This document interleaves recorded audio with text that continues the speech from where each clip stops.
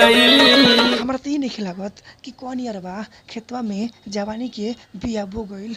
हाँ तो भैया खेत में जवानी के बियो होला हमरा तो आजे पता चलल ह। ऐसे पहले हमरा तो मालूम ना रहलक ह। का तोहनी के मालूम बा कि जवानी के बिया खेत में रोपाला। हेलो फ्रेंड्स, वीडियो में अंत से लेकर जड़ तक बन रही काहे कि आज की वीडियो बड़ गाड़ फाड़ू होके आला बा।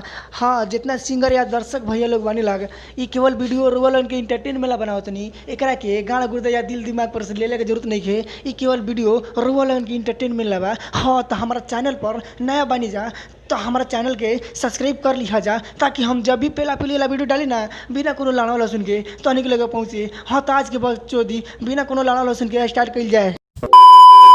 हमके राजा जी माफ कर दे, गलती लइके में हो गई। हमके राजा जी माफ कर दे, गलती लइके में हो गई। ना बाबूजी हमरा तो नहीं बुझात कि तू काहे भैया से माफी मांगत रहू। एकर मतलब बुझाता तू नैहर में एकदम सफर रंडी बाज रहलू। एक चलते तू पेलवा के धोत करा ले बड़ू। एक चलते तू भैया से माफी मांगत रहू। अगर वैसे भैया होके ना एकदम वही पर तेल लगा के ठेली है ना तब। अरे काहे ऐसे रखलू तू मनवा बिगाड़ के, सोचलू ना देबू का तू अपना भतार के। ना भौजी तू ये काम ठीक ना कैलू। तोहर भतार सही कहत रे। ऐसे बताव तू उतना पेलवेबू तो उनको सोचे के चाहिए अपना भतार के बारे में कि हम अपना ससुरा में जाएम तो हमार भतार का कही। एकदम तू धोत करा के छेद करा ले बुझाता ना गाड़ियों में आ दूरियों में आ मुँहों में पेलवावत बाड़ू ना इतना छितर गई बाड़ू ना। एक चलते भैया कहत रह जानलो ना। अरे बोला बुझे बेसी तुम्हारे चाटा कानावा खुद बना कैलू तू तनी को जतानावा। जाए सरऊ तूने ना जब तोहरा ताव चढ़ेला तो सारे जाके या तो पीलिए के लगवा पीले या तो बकरिए के या तो लगवा मुठे मारे। वो तो भौजी के ताव चढ़ल बा। तू तो यार लंड से पेलवास या भंटा से पेलवास या बैगन से पेलवास या जाति से पेलवास उनकर ताव कबाइल बा। तो का लाड़ चटक मुखड़ बा जब धोध होइए गइल बा तो सबूर कर ओही में कपड़ा डाल के मारा हुरा। मोर भतार तो कतार भागलवा। ना ना भौजी हमरा ना सुनाइल मैंने तू का कहलो तनी फिर से कहबू।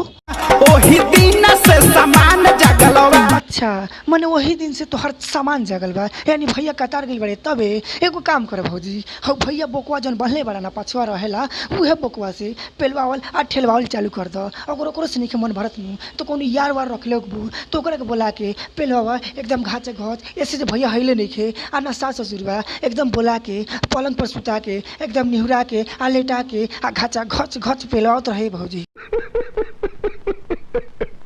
कके बाइक के सवारी मिले आप सवारी अरु लहंगा में जाम लागलवा। अच्छा भौजी तैयारो रख ले पड़ू। ए भैया रे एगो काम करिए अगर आ गई बड़ी ना बाइक पे सवार होके तो उनका जाम फंस गई बा तो जान तरीका करिए एकदम साइलेंसर उनका बूर में डाल दिए एकदम एक्सीलरेटर झाड़ दिए सब भौजी के जितना पानी हुई नू एकदम झड़ जाई। अगर वह से ना मानी है ना जल ले तो अगिलका चक्का उनका बूर में डाल के आ 2-3 बार हिला दिए जल्दी ना यारवा। ऐसे जब बड़ा उनका लहंगा में जाम लागल बा। ए पार्टनर एगो इतना काम करिए हमारे एक बात समझ ले जो भौजी के साफ कच्चा कच पानी झाड़ती है। चोलिया डूबल बटे चोपना के रस में अब न रहता जवानी हमरा बस में। का हो भौजी का तोहरा चुलिया में छेना के रस बका। एगो काम करो अगर छेना के रस हुई ना तो हमरा के रोज 2-2 गो खियावल करो। ऐसे जे हम ढेर पातरा हो गइल बनी तबे नु तहरा के पेले में घाचा घच ठेले। भितरी महकड़ा के जाल छावलवा।